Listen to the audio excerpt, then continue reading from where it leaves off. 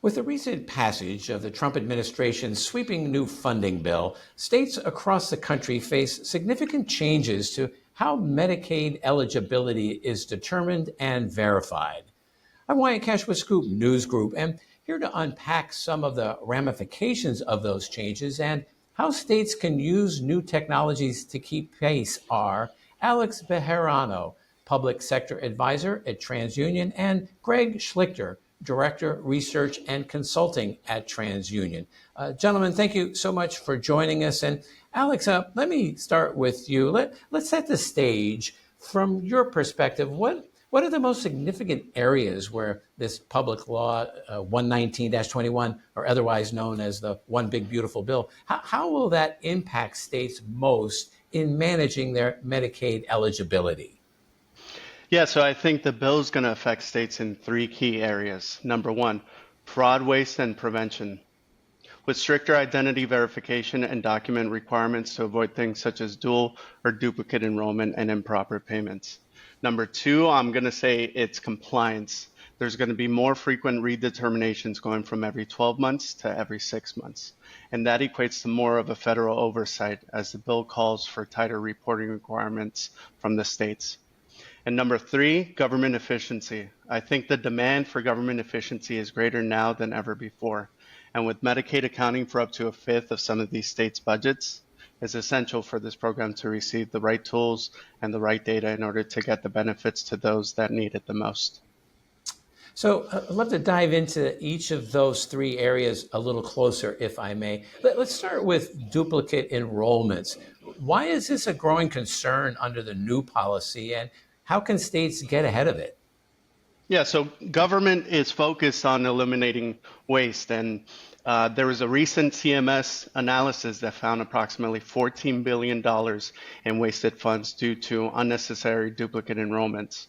When states are under pressure to process eligibility fast, things like data silos between agencies, legacy systems, and inconsistent identity verification steps can allow an individual to be processed and enrolled in multiple programs and sometimes across multiple states.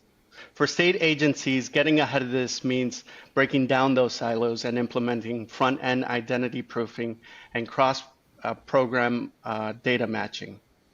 By leveraging multi-source identity data, device intelligence, and real-time fraud analytics, agencies can go ahead and catch these duplicate records at the beginning rather than during costly audits months later. The end result is not only fewer fraud losses, but faster and cleaner eligibility determinations. I appreciate that. Greg, let me bring you in here. So we heard Alex mention that states will now be required to run eligibility checks every 6 months instead of once a year. That sounds like a huge operational burden.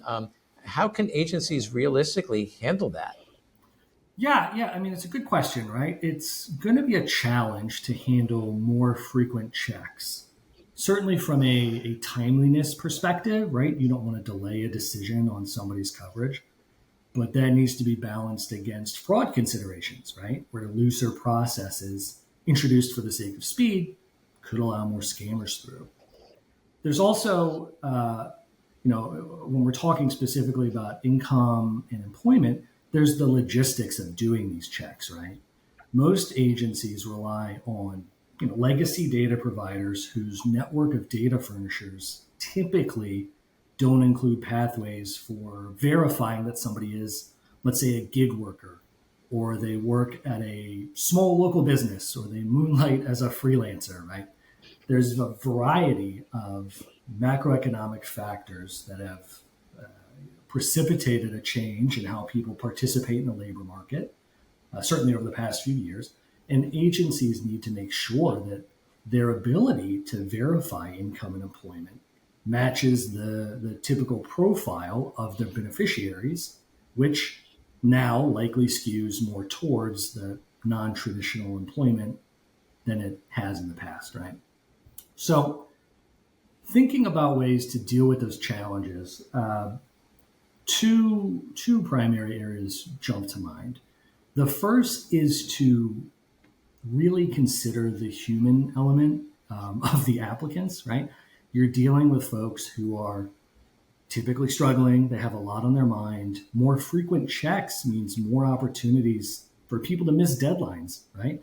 Or to slip up somewhere in that eligibility process. If somebody submits paperwork too late, that just creates additional burden, right, for agency staff, especially if it means tracking down 4, 5, 6 different gig economy platforms to verify somebody's earnings. So agencies can save a lot of headaches and prevent, avoidable gaps in coverage by making sure they have a cadence of proactive outreach with beneficiaries, right? That's certainly a lot of effort. There's the practical perspective. You need to make sure you have the right contact information. You need to make sure you are communicating across people's preferred channels in a time and manner in which they'll see it. But there's also a visibility perspective, right? How do you ensure that your legitimate outreach attempts stand out from the widespread government impersonation fraud that I'm sure we're all familiar with, right? Having a strategy for that is a critical component in called the recipe of success, and it requires serious consideration, right? So that's one. Two is simply to look for opportunities to work smarter, if not harder, to reduce personnel bottlenecks, right? The way I tend to think about this is how can you meaningfully incorporate, identity verification and risk assessments as close to the top of the funnel as possible, right? Flagging which cases will need manual, deeper review versus a routine check. And most importantly, giving staff the data they need to make quick, high confidence determinations in those risky cases, right? You want to make sure you're incorporating the right kind of signals that let you isolate those high risk or high complexity cases, that traffic that needs extra attention, and surge resources there.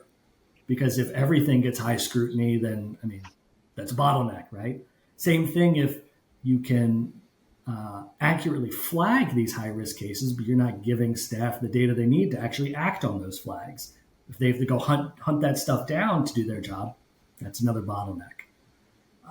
I think, going into this change, agencies need to review their fraud detection apparatus, calibrate it so that they're, truly isolating those high risk cases for manual review and having an acceptable risk level for the ones that don't get it, and ensure they're giving their staff the right data in the right context to facilitate a quick adjudication.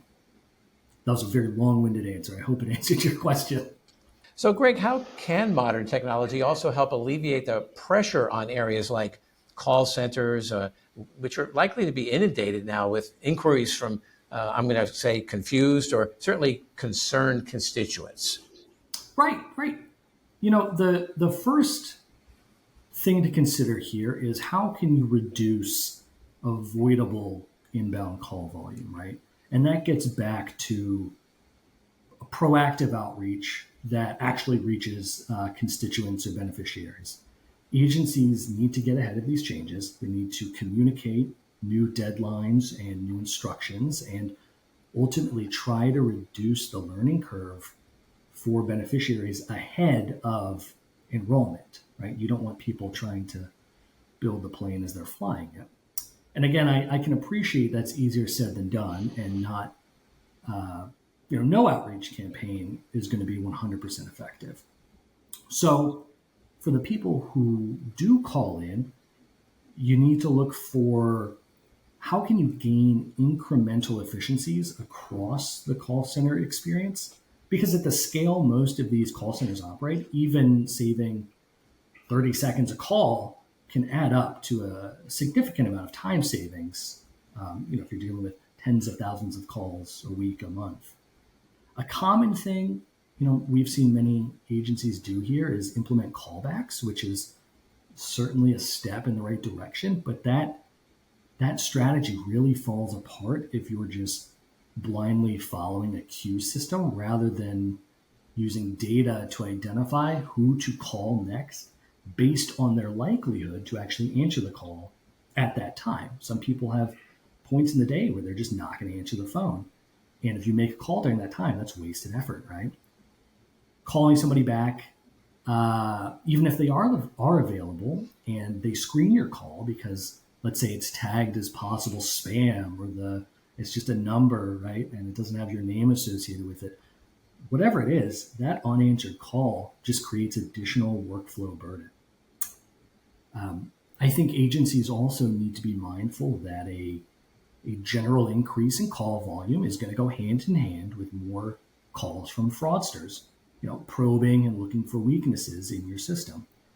And going back to this idea of a funnel, targeting the top of the funnel and using data to work smarter can help you reduce the overall burden placed on both call center staff and the caller once they're connected, and help you separate fraudsters from legitimate callers.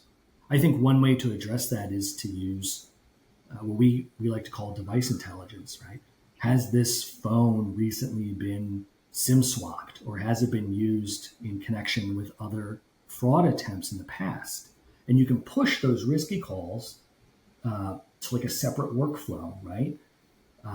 Or you can use device identity pairings to streamline ID verification for low-risk calls. If you think about it, saving a few seconds on the verify your social and date of birth dance on every call can quickly add up. And I think, lastly, I know many call centers are experimenting with AI, and that's also a great step in the right direction. But you need to think about what other pieces of information you can bring into context to help the AI make better decisions, whether that's flagging fraud or handling common customer questions or deciding who to call back, right? If you're not able to bring in the kind of data to support that, if you just set up a basic IVR system that's not really trained or optimized to incorporate and act on meaningful signals about callers, their devices, their identities, whatever, that system is going to look great in your annual IT investment report, but it's not really going to have an impact. And then finally, Alex, as states prepare for these changes, what role do you see the new and emerging technologies actually playing in both their initial response and also in building more resilient and efficient and really future-proof Medicaid programs? Yeah, I think new technologies allow states to respond quickly while future-proofing Medicaid for tomorrow. FedRAMP-ready solutions such as TruValidate give agencies the confidence that identity verification and fraud prevention meet the highest federal security standards. And what that means is that agencies and states will be able to not only streamline their eligibility process, but also build a Medicaid program that is not only efficient, but resilient and trusted into the future. Appreciate that. Well, Alex Bejarano and Greg Schlichter, thank you so much for joining us today, sharing your respective insights on the role of technology in helping states keep up with the coming changes in Medicare and Medicaid, and also the ability to really improve efficiency through their call centers. So I want to thank you both for joining us today. Appreciate it. Thank you. Thank you.